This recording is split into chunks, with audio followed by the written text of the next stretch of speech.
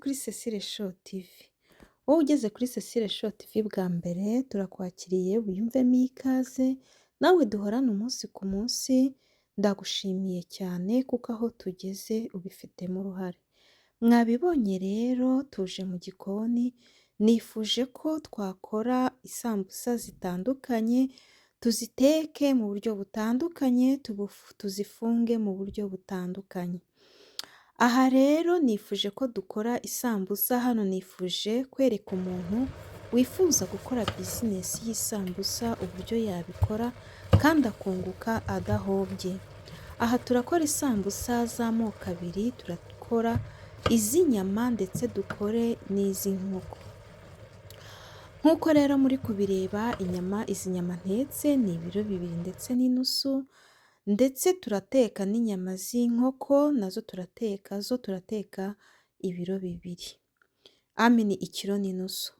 Ni ukuvuga ngo aha ndifuza kubereka uburyo wakora bizinesi yawe y'isambusa kandi ukunguka ndetse ukagira n'abakiriya bakishima bitewe na serivisi nziza wabahaye, bitewe n'uburyohe bw'isambusa wabakoreye. Aha rero ndakwereka metode uri bukoreshe kandi ugakoresha uburyo butaguhenze, ukabasha nawe kugira ikintu ukuramo. Waba warifuje gukora isambusa nka bizinesi cyangwa se warifuje gukora isambusa uzikorera umuryango wawe, aha rero Cecile Show TV yakuzaniye igisubizo. Izi nyama z'inkoko rero impamvu zo tuzikaranze nkagira nkatinda cyangwa se video nkayigira ndende, ni uko nifuje yuko wabasha kureba ese inyama z'inkoko ziseye bazikaranga gute. Tumenyereye gukaranga inyama z'inka ziseye, zo biroroshye kubera ko zo ntago zikunda gufatana cyane nk'iz'inkoko kuko murabizi inyama y'inkoko iroroha cyane. Aha rero nifashishije aka kuma kugira ngo mpfundikire bitaza kubirira mu ziko, kubera ko murabizi inyama cyangwa inkoko byose bizana amazi, bibyara amazi. Rero amazi ashobora kuba menshi bikabirira mu ziko. Aha nifuje kubereka ko iyo ukaranga inyama z'inkoko ziseye urabyitondera cyane kuko ugenda ugaragura buri kanya kuko iyo zifatanye kuzifatanura biragoye cyane, ntago ari nk'inyama z'inka zo urazifatanura bikoroha, ariko inyama z'inkoko zo birakomeye cyane, bisaba kwitwararika, bisaba kuba uziri hafi ukajya ugaragura buri kanya kugira ngo bize kukorohera zicagaguritse, kuko zifatanye zikaba ibibumbe byinshi kandi binini byakugora kuzishyira mu rupapuro, kuko aha turi buzikoreshe nyine mu isambusa. Ndashaka kubabwira yuko izi sambusa tugiye guteka zingana n'isambusa 150. 150 aha turakoresha, ntago inyama nazikoresheje zose, ni ukuvuga inyama zari ibiro 2 n'inusu, nakoresheje ibiro 2 by'inyama ndetse n'ibiro 2 by'inyama z'inka ndetse n'ibiro 2 by'inyama z'inkoko ziseye. Murumva rero muri ibyo nababwiye havuyemo isambusa 150 kandi birihuta cyane kuko ndifuza kubereka uburyo buri butandukanye. Aha ngaha ukoresha ikiro n'inusu cy'ifarini.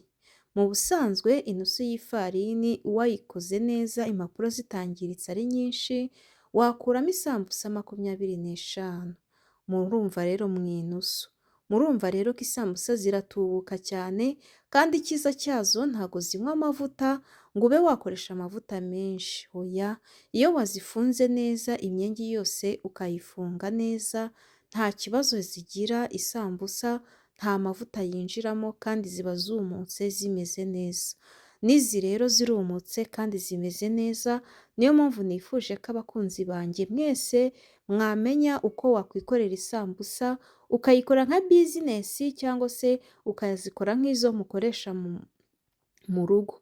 Ikindi nacyo ushobora no kuzikora habaye iminsi mikuru. Isambusa ni nziza cyane, presentation ni nziza cyane kuzikoresha mu birori, usanga bimeze neza cyane. Usanga mu birori iyo umuntu yariye isahane akarenzaho n'agasambusa uba ubona bisa neza cyane. Rero niyo mpamvu nifuje ko abakunzi banjye mumenya gukora isambusa by'umwihariko, ndetse ndabereka uburyo bugera kuri butatu wafungamo isambusa kandi ubwo buryo bwose bukaba bworoshye. Nk'uko mubireba rero ubu mara guponda igipondo, mu gipondo rero mu kiro kimwe ushyiramo ibiyiko bibiri by'umunyu. Ni ukuvuga ngo mu kiro kimwe ushyiramo garama 20, hagati ya 20 na 30 z'umunyu byonyine gusa, ubundi ugaponda nta kindi kintu wongeramo mu gipondo. Warangiza ukagikaraga kikanoga. Iyo ari ikiro cy'ifarini ushyiramo mililitiro 600 y'amazi. Niyo ukoresha kugira ngo igiponde kize kimeze neza igipondo. Nibyo bipimo rero nababwira mwakoresha. Ahangaha icyo ngambiriye ni ukukwereka uburyo wakaraga urupapuro n'uburyo warwotsa. Ahangaha uru rupapuro, impapuro turazishyira mu ifuru cyangwa se udafite ifuru ndanakwereka uburyo wakoresha ipanu kandi bikagenda neza cyane, urupapuro rwawe rukaza rumeze neza cyane. Izi metode zose ndazikwereka, ndetse no gufunga nabwo ndakwereka uburyo wafungamo isambusa, uburyo butatu, noneho wowe bwose uzabugerageze urebe bukoroheye aba ari bwo uzakoresha.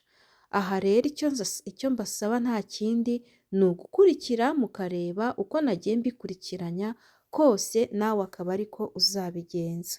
Kugira ngo ubashe kubimenya neza kandi bikorohere nawe uzabashe kubyikorera, urasabwa ko utangira iyi videwo ndetse ukanayisoza, ukareba uburyo nagiye mbikurikiranya n'uburyo nagiye mfunga cyangwa se n'uburyo nagiye nteka izi mpapuro n'uburyo izi mpapuro nagiye nzikaraga.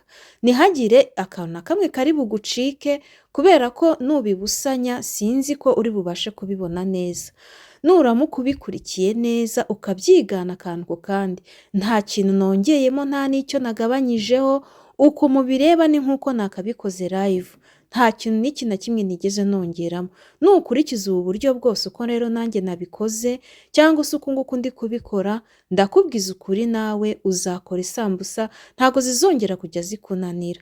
Mukurikire rero, mukurikire akantu ku kandi kugira ngo udacikanwa, noneho wajya kubyigana bikakugora.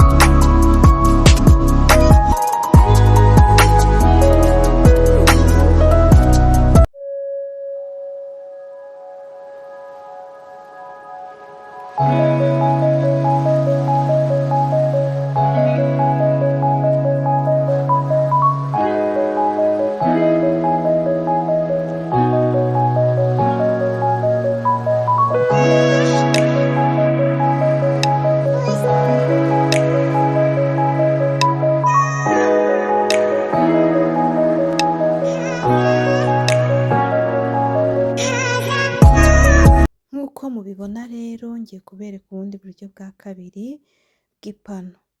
Umaze gukaraga turiya nafashe dutatu ndadufatanya mwabibonye, umaze kudukaraga tumaze kunoga neza, tumaze kurambuka neza, uhita uturambura mu ipanu.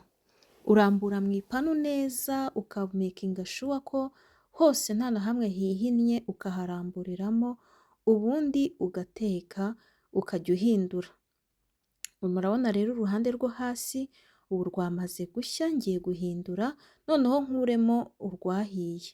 Murabona ukuntu zimeze, ni uko nafashe dutatu ariko na tune wadukoresha cyangwa dutanu wadufata. Kariya rero kahiye ngiye guhita mpindura urundi ruhande nako mpite ngakuraho. Ni ukuvuga deja impapuro zacu zo ku ipanu zihise zishya. Ni ugukozaho gato gusa ntago bitinda rwe, ni iminota mike cyane deja zirahiye. Murabona rero nafashe utubure dutatu ndadukaraga, mbikaragiramo hagati, ufata kamwe ugenda usigamo amavuta n'akandi kugira ngo bitaza kubikaraga bigafatana.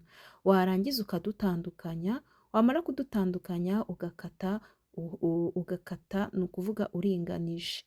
Murabona ukuntu ndi kubigenza. Ni ukuvuga rero mu tubure dutatu havamo impapuro 12. Ubu izi impapuro mureba ni impapuro 12. Murabona ko ari ibintu byoroshye cyane kandi buri muntu wese yabyikorera pe. Mwazibonye ukuntu impapuro zimeze neza cyane ku ipanu.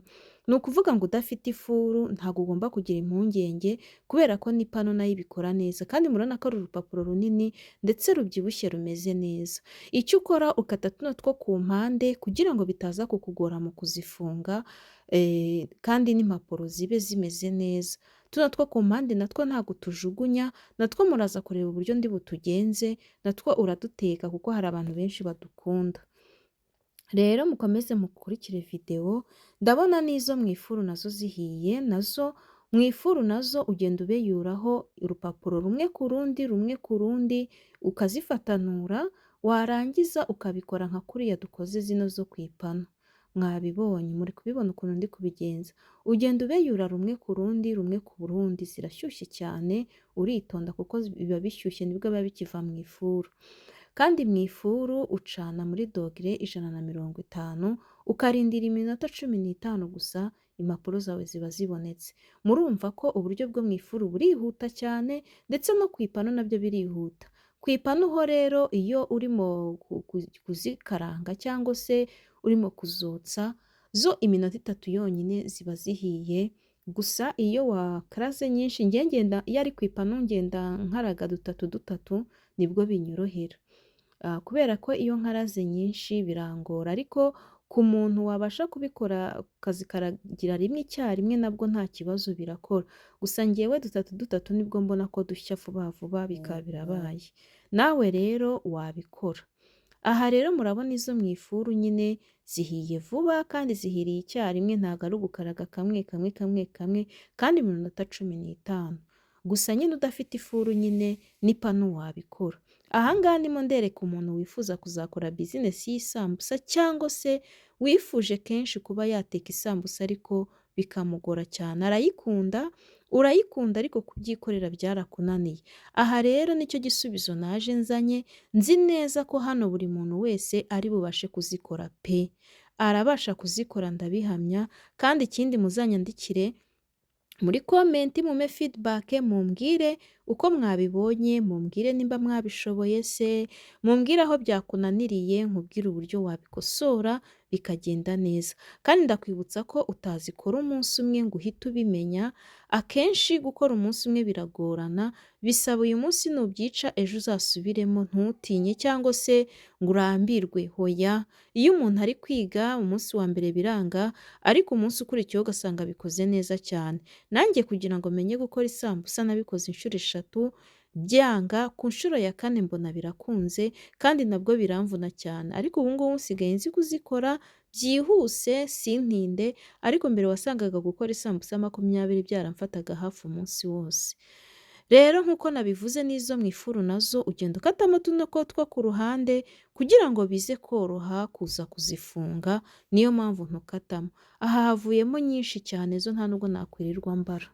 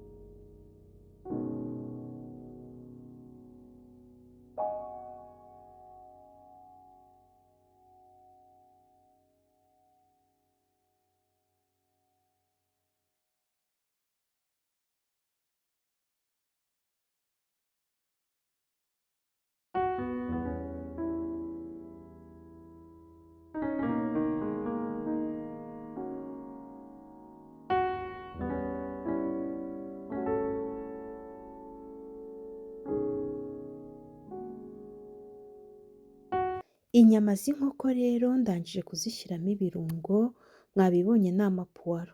Ubu ngiye gukurikizaho inyama z'inka nazo ngiye guhita nshyiramo ibirungo nk'uko mbigenje ku z'inkoko. Mwabibonye rero nk'uko nabibabwiye ndakora isambusa z'inkoko ndetse n'iz'inka. Hari n'abakunda izivanze inka n'inkoko. Mbese ukora uko ushoboye abakiriya bawe bakabasha kubona ibyo bakunda kandi bitandukanye, kuko buri muntu wese akunda ibitandukanye n'iby'undi.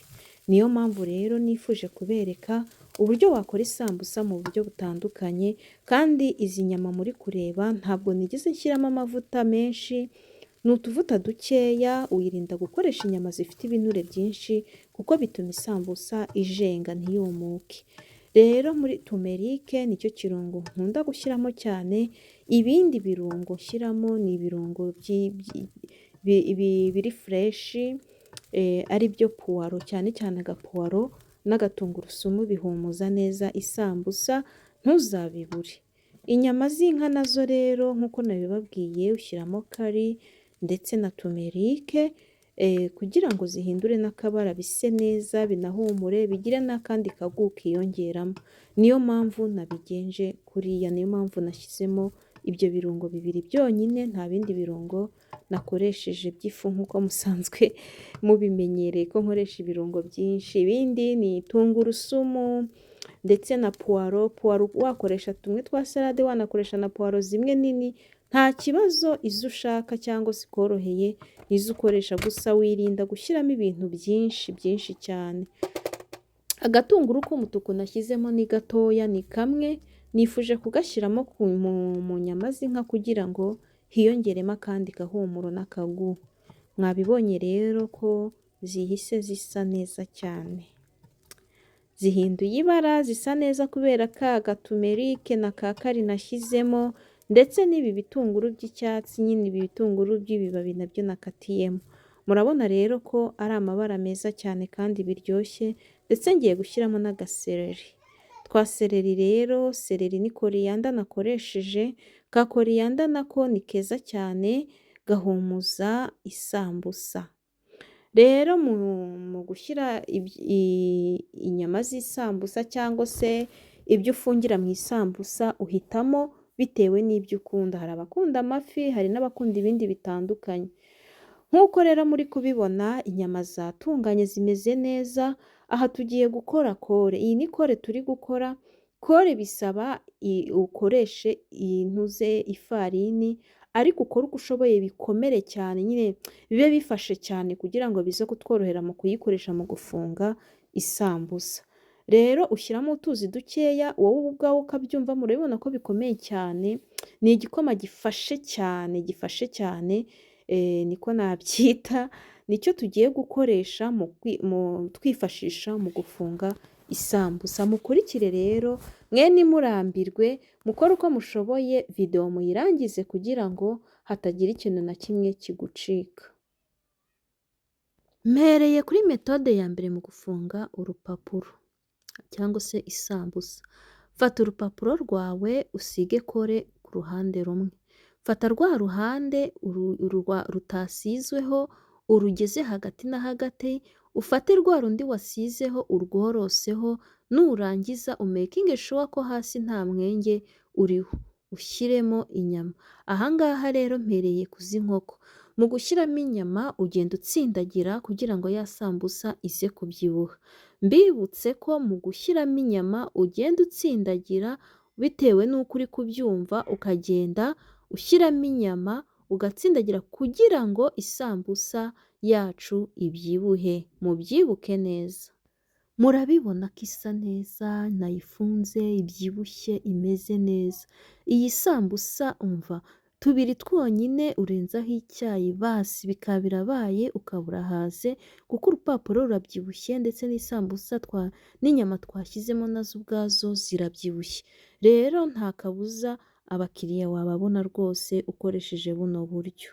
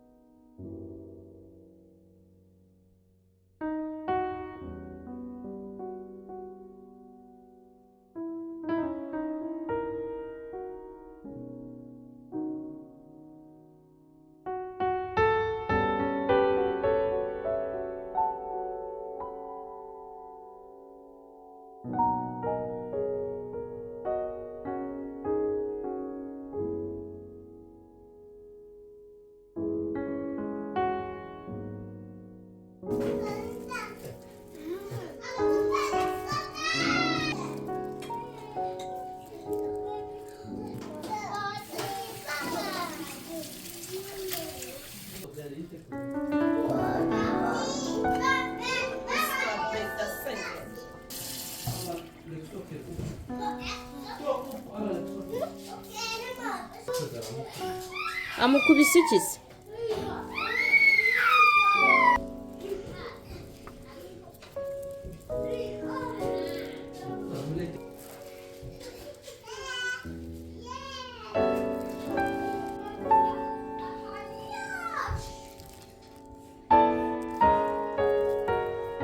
وين خذ الفرن كم وين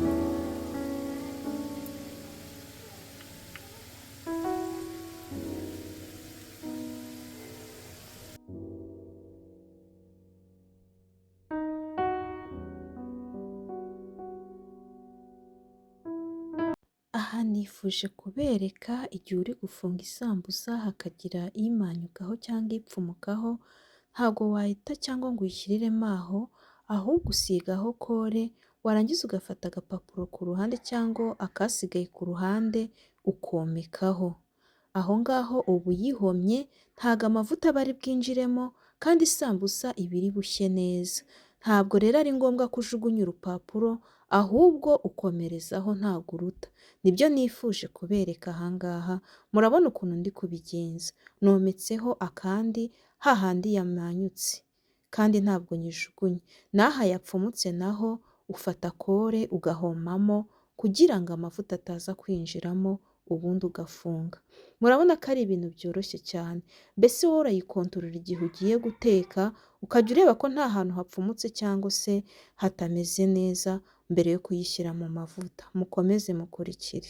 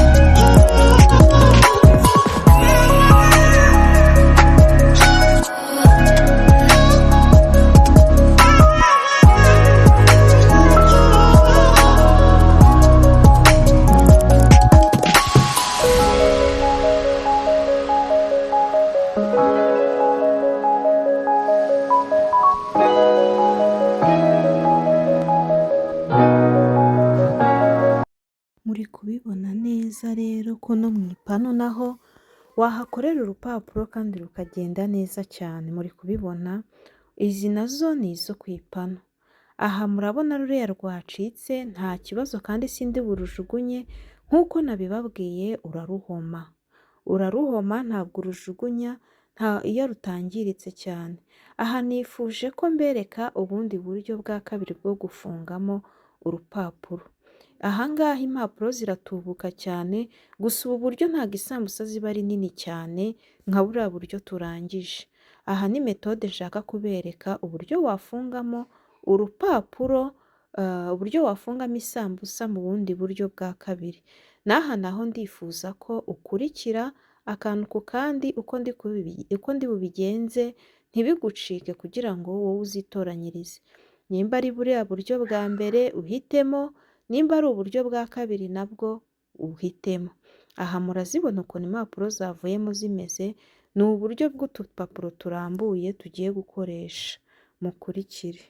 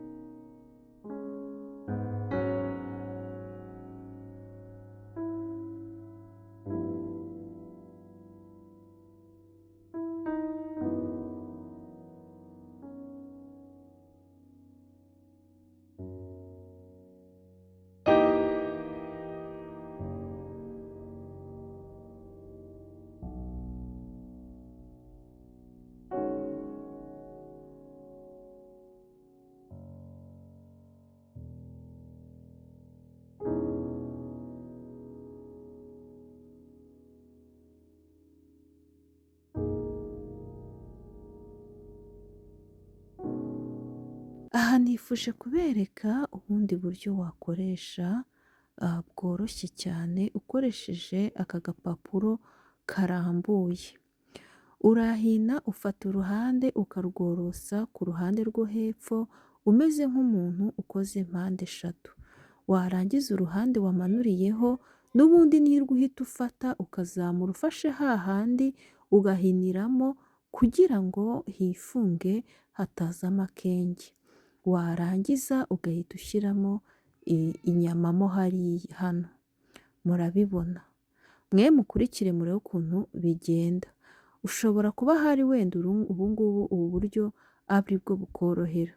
Gusa ndashaka kumenyesha ko ubu buryo ntabwo nakoze urupapuro runini, nakoze gatoya, niyo mpamvu kavuyemo isambusa ntoya, hagiyemo ikiyiko kimwe cy'inyama, ariko ubundi isambusa nini yuzuye ni ibiyiko bibiri byuzuye neza. Aha rero murumva ko iyi sambusa ari nto. Iyo urangije rero n'ubundi ukomeza muri ya metode yo kuramburiraho, nk'ubu kubera twagize uruhande rwa ruguru, ubu igikurikiyeho ni ukumanurira ku ruhande rwo hepfo. Mubikurikire neza, ukora uko ushoboye agatoki kagafungamo neza mo hano, ubundi ukamanuriramo neza ugahindura uruhande. Murabona mbere twagiye mu ruhande rwa ruguru, tugarutse mu ruhande rwo hepfo, tena ukongera ukagaruka mu ruhande rwa ruguru. Warangiza ugasigaho kore ugapfundikira. Hano mubona hadafunze neza, mu kuzengurutsa twagiye dufunga neza. Aha rero aka gapapuro ka nyuma gasigaye ugasigaho kore kugira ngo bifate bitaza gufunguka. Murabona ko ari ibintu byoroshye cyane. Ntimugire ikibazo hariya nta myenge irimo, kubera ko mu gukaraga cyangwa se mu kuzungurutsa ugenda uhafunga. Utu dupapuro rero n'utw'inyuma twasigaye ntago bivuze ko harangaye, kandi uracunga neza ubonye harangaye uhita ufatishamo kore. Ntukagire ikibazo cy'umwenge uwo ari wo wose ngo wumve wahambura hoya. Aha rero dukoreshe ya metode nababwiye, mukurikire neza uko nagiye mbikora. Urabona umaze kurambikaho uruhande rwa ruguru, uhindura pozisiyo ukajya mu ruhande rwo hepfo. Icyo gihe iyo ubirangije kandi uhita ushyiramo inyama. Ufata inyama ugasesekamo hariya, umaze kuzungurutsaho kabiri gusa. Ruguru hepfo cyangwa hepfo ruguru, ni ukuvuga ukora urabusanya. Nimba watangiye ari hepfo, ukurikiyeho urakomereza ari ruguru. Warangiza ugafungamo neza ukurikije za mpande. Nababwiye nti ni ya metode ya kabiri, gusa ngewe nikundira ya metode ya mbere kuko ariho mbasha gukora isambusa nini cyane nifuje. Ubu buryo nge ntabwo mbumenyereye, ariko shobora kuba hari umuntu wananiwe buriya buryo, azagerageze kuyifunga muri iyi metode mberetse, wenda byo bizamworohera pe, muzagerageze rwose. Turakomeza rero dufunge isambusa, mwebwe murebe uko tubigenza. Urangije uhita ugaruka kuko twagiye hepfo, ubu tugiye ruguru. Aka ka ruguru ko rero ntabwo twirirwa tukageraho, ahubwo kuko tugiye kubigenza, tugiye kugafata tukazungurutseho duhite dufunga dushyiraho kore. Ni ukuvuga ngo agasigaye ako ari ko kose ufungaho kore kandi bigakunda, kandi ukabikora mu buryo nawe ubona bukoroheye. Aka ngaka kubera tutagahuje neza hariya, hagasigara kino kinini, niyo mpamvu kukazungurutsaho birimo biragorana, ariko wagafunzemo neza birakunda nta kibazo. Mwabibonye ko akasigaye ni gatoya, nako ngiye guhita nkorosaho bibe birabaye. Murabona ko byoroshye cyane, mwabibonye biroroshye cyane pe. Muzagerageze, umuntu byaba byarananiye gukora isambusa, ndumva kuri iyi nshuro kabisa bizagenda neza. Metode ya kabiri, ya yindi musanzwe mumenyereye, mwayibonye. Usiga uruhande rwa mbere kandi ugasiga warangiza ugafata rwa rundi rudasize ukarushyiramo hagati na hagati, ubundi warangiza ukorosaho urwo wasize ugashyiramo inyama kandi umekinga shuwa ko watsindagiye kugira ngo isambusa ibashe kubyibuha. Udatsindagiye uba ubona bimeze nk'aho nta nyama zirimo, kandi murabona ko byoroshye cyane.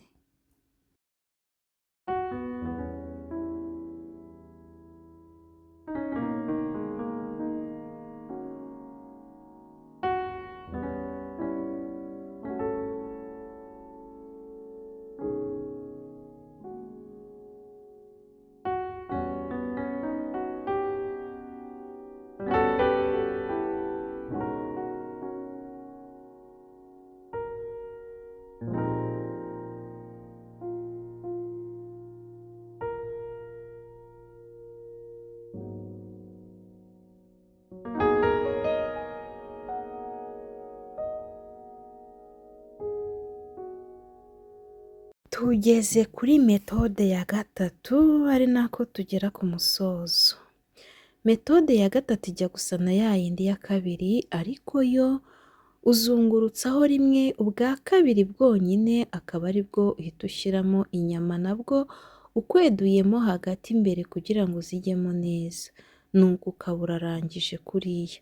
Ni ukuvuga ijya gusa na ya yindi gusa hano ho ukweduramo imbere kugira ngo hajyemo nyinshi, muri kubibona usa nk'uzingiramo agapapuro mo imbere, muri kubireba ukuntu ndi kubigenza. Warangiza ugahita ushyiramo isambusa.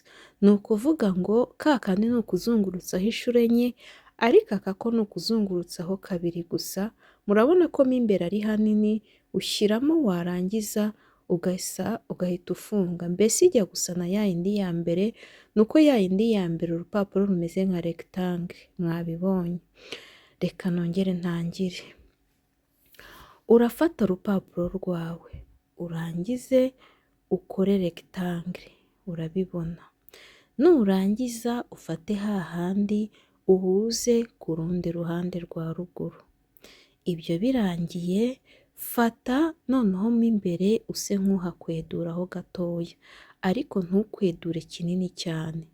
Nurangiza ufate inyama ushyiremo, uri kubireba ukuntu ndi kubigenza. Ndatekereza ko ibi bintu bitazakuvuna, mwabibonye. Biroroshye cyane cyane ariko cyane, nongere ngo cyane. Ndizera ko uburyo bwa mbere nibukunanira ubwa kabiri uzabushobora. Iyo urangije rero urahafunga, murabona ukuntu ashyizemo urutoki kugira hadafunguka. Warangiza ukazungurutsaho rwa rupapuro rwawe neza, ugafatanya ukamekinga shuwa ko nta mwenge ugaragara.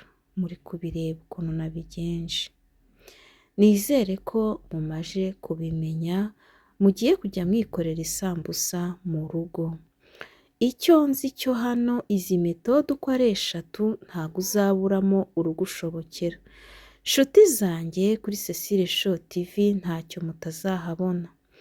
Nakoze isambusa nyinshi zitandukanye rero ndangije kuzifunga. Murabona ko ndimo ndagenda nziteka mu mavuta. Amavuta iyo amaze gushya, igikurikiraho nyine ni uguteka isambusa ugashyiramo, kandi ubikora witonze kugira ngo udashya, ukanagenda ucunga ureba ko nta kenge gahari ngo uhafunge. Hariya hose muri kureba hari kore nagiye nshyiraho cyangwa ibintu by'umweru bigaragara, ni uko mba mpabonye akenge narangiza nkagafunga. Muri kubireba rero ko guteka isambusa ari ibintu byoroshye kandi buri muntu wese yakwikorera. Waba ufite ikibazo, waba se ufite icyifuzo cyangwa se igitekerezo, byandike muri komenti, ndi tayari guhita ngusubiza byihuse. Nimba hari ahantu wabonye ntabikoze neza utari kubona neza, umbaze ndagusobanurira rwose neza cyane, mpari ku bwanyu. Muri kubibona ko isambusa zibyibushye. Izi sambusa ntekereza ko ugiye kuzigurisha rwose abakiriya baza bihuse kuko ziri guhumura cyane, kandi ikindi zirabyibushye, zirasa neza. Ndangije kuziteka rero. Murabona ukuntu zisa, mwabibonye. Zirasa neza cyane. Twa tuntu nagiye nkata ku mpapuro rero, dore ngutu natwo ntunaze mu mavuta maze gukuramo isambusa. Utu tuntu rero cyangwa se utu twagiye tuva ku ruhande ntabwo tujugunya, ahubwo uducisha mu mavuta ukadukoresha nka sinakise, kwa kundi uba wicaye uri bize, ugafata dukeya ukaba uri guhekenyaho. Oriye yo kujya kugura amacipusi mpunuze mu iduka ariya y'umunyu, wakwikoreshereza utu ngutu kuko natwo ntacyo dutwaye. Abana baradukunda ndetse n'abantu bakuru. Urebye dukunda utuntu uhekenya ukumva turakocoka mu kanwa. Utu dupapuro natwo rero cyangwa se utu twasigaye ku mpapuro z'isambusa wadukoresha muri ubwo buryo rwose kandi bikakuryohera. Murabibona ko bitagoye cyane. Mwabonye ukuntu dusa neza, turahiye, turarangije. Mwabibonye. Reka mbashimire rero. Shimiye we twatangiranye iyi video tukaba dusozanyije, ndagushimiye cyane. Ndibutsa utarakora subscribe, yibuke gukora subscribe, mukore share ndetse na komenti, feedback zanyu ndazikeneye kuko ni ingenzi kuri njyewe. Utu tuntu rero nk'uko natuberetse turakocoka kandi tumeze neza. Ndabashimiye cyane rero kandi mwibuke kumpa komenti nyamuneka, ndakeneye feedback yanyu cyane cyane, ni ingenzi cyane cyane, nongere nti cyane cyane. Murabona ukuntu ndi kutuvuna, turi gukocagurika, mwatubonye turi gukocagurika cyane, mwabonye n'isambusa nazo murabona ukuntu ziri gusa. Iyi ni iy'inyama manyuyeho kugira ngo mbereke ukuntu imeze mo imbere. Bye bye, ndabakunda, naho ubutaha.